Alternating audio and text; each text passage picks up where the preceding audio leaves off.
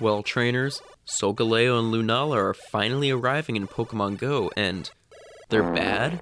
Uh-oh.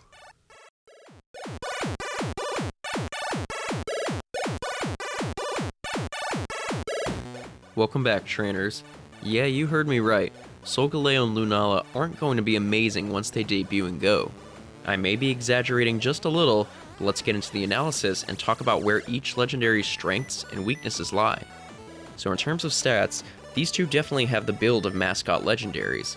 Both Solgaleo and Lunala have a reasonably high attack, average defense, and a very high stamina. When fully maxed, they'll have a similar combat power to Dialga and Palkia, so that's really good to hear.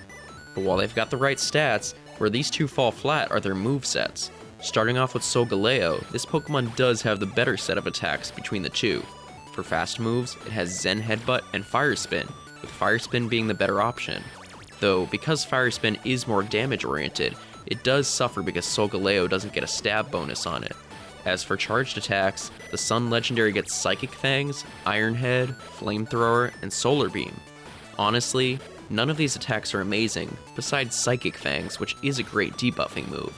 But how useful will these moves be on Solgaleo? Well, for raids, Solgaleo doesn't have a Steel Fast move to work with, and even if it did have Metal Claw, it still wouldn't be very impressive because Iron Head just isn't that great for raids. On the PvP side though, Solgaleo will see some success in the Master League. With Fire Spin alongside Psychic Fangs and Flamethrower, it definitely has some use beating some key Pokemon like Zacian and Dialga. Though on the other hand, it'll struggle against a fair number of other contenders like Giratina, Kyogre, and Landorus. Still though, with the right team, there's a way to make Solgaleo work. But next up we have Lunala, whose moveset isn't all that exciting. Its charged moves aren't actually bad whatsoever. Shadow Ball, Psychic, Moonblast, and Future Sight are all good, but they're all fairly expensive. Where Lunala really falls flat is its fast moves, Confusion and Air Slash. Air Slash is pretty subpar, especially without a stab bonus, and while Confusion definitely isn't the worst fast move to use, having a Master League full of Psychic, Dark, and Steel Pokemon isn't going to help it much. Moreover, Lunala really needed a move to quickly generate energy for its expensive charged moves.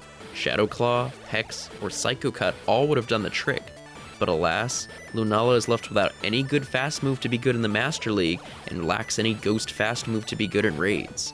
So yeah, these two unfortunately aren't very exciting debuts, pretty similarly to how Ho-Oh and Lugia were when they first released. However, those two at least got new moves later on to make them better in PvP, so with that in mind, we'll be doing a Perfecting Pokemon entry on both of these legendaries, discussing the different ways they could be made better in Go. If that's something you'd be interested in, then make sure to subscribe. And coming up soon, we'll also have our user-voted Perfecting Pokemon video, so stay tuned for that. But are you as let down by these two as I am? And do you think Necrozma will fare any better in the future? Let me know down in the comments below. And until next time, thank you all so much for watching, and I'll see you all in the next video. Take care.